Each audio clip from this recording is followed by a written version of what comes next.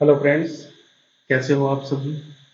आज हम एक प्रैक्टिस सेट डिस्कस करने वाले हैं जो यूपी पुलिस के लिए काफ़ी महत्वपूर्ण है। इसमें हम जो है रेसो के सवाल देखेंगे। ठीक है, ये रेसो के सवाल जो है किस तरीके से आपके एग्जाम में पूछे जाएंगे।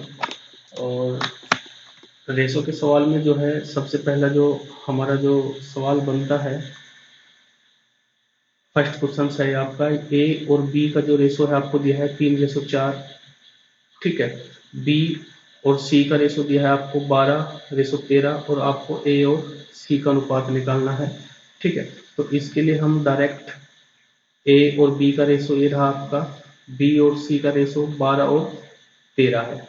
ठीक है, ए बी और सी के लिए हम ए के लिए जो है डायरेक्ट मल्टीप्लिकेशन कर देते हैं, 12×3 = 36। ठीक है, और सी के लिए भी हम डायरेक्ट मल्टीप्लिकेशन कर देते हैं, 13×4 = 52। और बी के लिए हम करते हैं आपका क्रॉस मल्टीप्लिकेशन, 12×4 = 48। ठीक, वैसे बी का निकालने की जरूरत नहीं क्योंकि हमें यहाँ पर बस ए और रेशो सी पूछा है। तो ए और सी का जो रेशो बनेगा वो है आपका 36:52। ठीक है, ये 4 से काट सकते हो आप, 4×9 = 36 और 13×4 = 52। तो आपका जो है 20 में आंसर हो जाएगा। ठीक है, चलते हैं नेक्स्ट सवाल पर। नेक्स्ट सवाल है आपका दूध और पानी का अनुपात दिया गया है आपको। दूध और पानी का अनुपात कितना है, ये आपका मिल्क है, ये आपका वाटर है। इसमें आपका 7:5 का रेशो दिया गया है। इसमें आपका 15 लीटर पानी और मिलाया जाता है, जिसके बाद जो ये रेशो है 7 कितना हो जाता है आपका 8 हो जाता है। ठीक है, तो आप यहाँ पर देखोगे कि क्या मिला गया है, पानी मिला गया है। तो दूध की कोई बात नहीं की गई। यदि हम दूध भी देखें तो ऊपर भी 7 है और नीचे भी 7 है। यदि 7 नहीं होता तो हम इसे बराबर कर लेते। तो कितना मिला गया है, कितने यूनिट मिला गया है, 3 यूनिट मिला गया है। 3 यूनिट की वैल्यू आपको कितनी दी गई है, 15 लीटर की। तो एक की कितनी हो जाएगी, 5 हो जाएगी। ठीक है, 3 की 15 है तो एक की कितनी हो जाएगी, 5। आपसे पूछा है लास्ट वाले में कितना आपका पानी मिला गया है, तो एक की 5 हो जाएगी। तो 8 की कितनी हो जाएगी, 8×5 = 40। तो 40 लीटर जो है आपने क्या मिला है, इसमें पानी मिला है। तो इसका जो है आपका बी आंसर हो जाएगा। बढ़ते हैं आपके नेक्स्ट सवाल पर।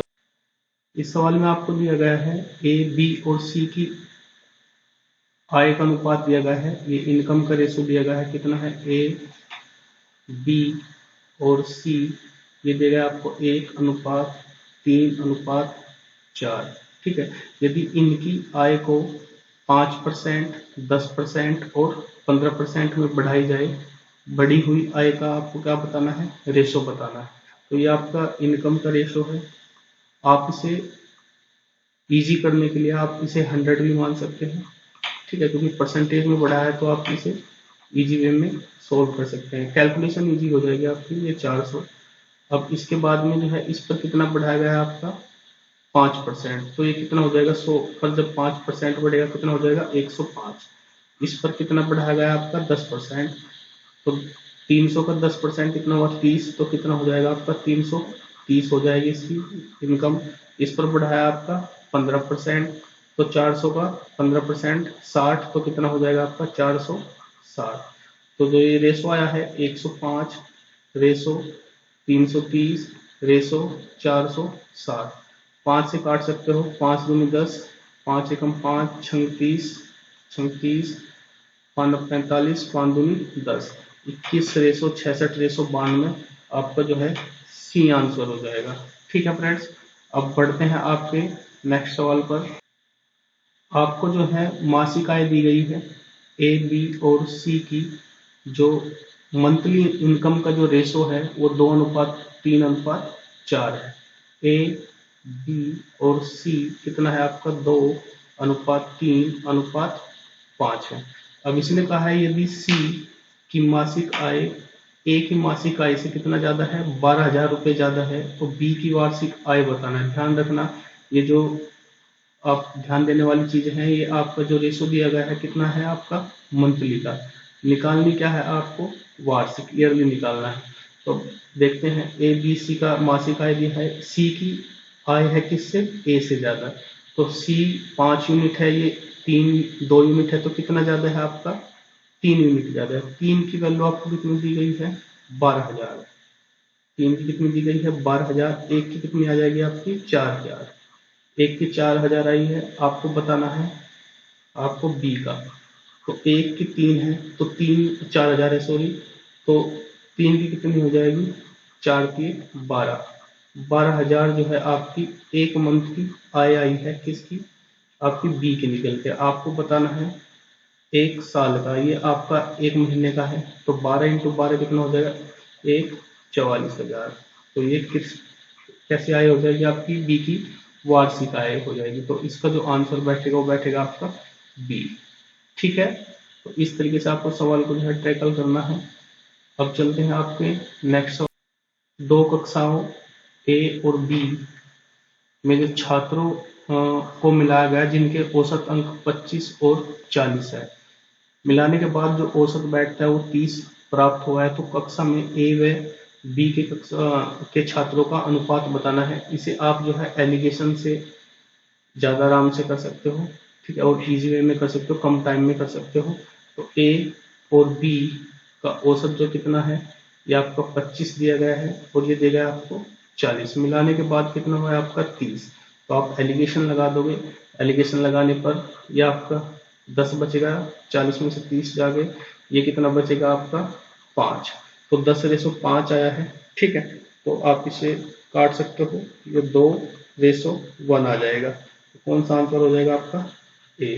तो एलिगेशन से इन सवालों को जो है, एवरेज को ज्यादातर एलिगेशन से बड़ी इजी से किया जा सकता है। तो आपका ये सवाल था। बट इस सवाल में जो है आपको आय का अनुपात दिया गया है 2 व्यक्तियों की, और उनके व्यय का अनुपात जो है 9:5 है। वे क्रमशः 1,300 और 900 रुपए की बचत करते हैं, तो प्रत्येक की आय बताना है। तो आपको पता है जो इनकम होती है वो आपका एक्सपेंडिचर, खर्चा प्लस सेविंग होता है। या आप कह सकते हो कि इनकम माइनस सेविंग क्या होता है आपका, एक्सपेंडिचर होता है, खर्चा होता है। इनकम कितना है आपका, इसे 5x मान लीजिए। सेविंग कितनी है इसकी, 1,300 अपॉन, ठीक है। दूसरे की इनकम कितनी है आपकी 3x, इसका खर्चा कितना है आपका 900 रुपये, और ये किसके बराबर है, 9/5 के। क्रॉस मल्टीप्लिकेशन कर लेते हैं, कितना हो जाएगा आपका 25x माइनस 6500, ये कितना बैठेगा आपका 27x माइनस ये कितना हो जाएगा 8100। इसे इधर लाएंगे तो कितना हो जाएगा आपका 2x, ये कितना बैठेगा आपका 1600, ठीक है। तो x कितना हो जाएगा आपका 800। तो x कितना है आपका 800। अब बताना क्या है आपका इनकम। तो x 800 है, तो 5x कितना हो जाएगा, 5 इंटू 800, 8×5 40, 4,000। और b की कितनी हो जाएगी आपका 3x है, 3 की 3 इंटू 800 कितना हो जाएगा आपका 2400। तो एक की इनकम 4,000 हुई और एक की 2400। कौन, तो इसका जो है आपका ए आंसर हो जाएगा। ठीक है, चलते हैं नेक्स्ट। इसमें आपको 3 संख्याएं दी गई है, 3 संख्या जिनका अनुपात है 5:7:12। यदि इनमें से पहली और तीसरी संख्याओं का योग दूसरी संख्या से 50 अधिक हो तो तीनों संख्याओं का योग बताना है। ठीक है, तो तीनों संख्याएं ए, बी और सी मान लेता हूं। ये है आपकी 5, ये 107, ये 112। इसने कहा है पहली और तीसरी संख्या। पहली कितनी है आपकी 5 है, ठीक है। तीसरी कितनी है आपकी 12, तो कितना हुआ आपका 17, ठीक है।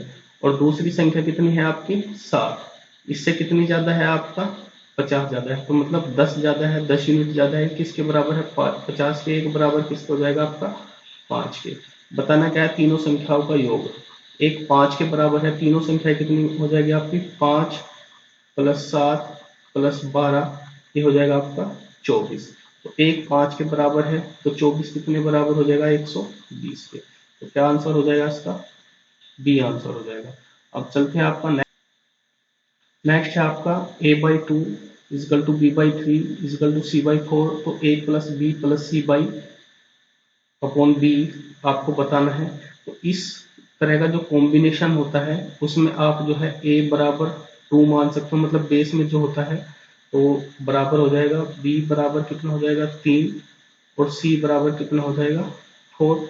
वैल्यू रख देते हैं a plus B plus C by B में a कितना है आपका 2, b कितना है आपका 3, c कितना है आपका 4 और b कितना हो जाएगा आपका 3।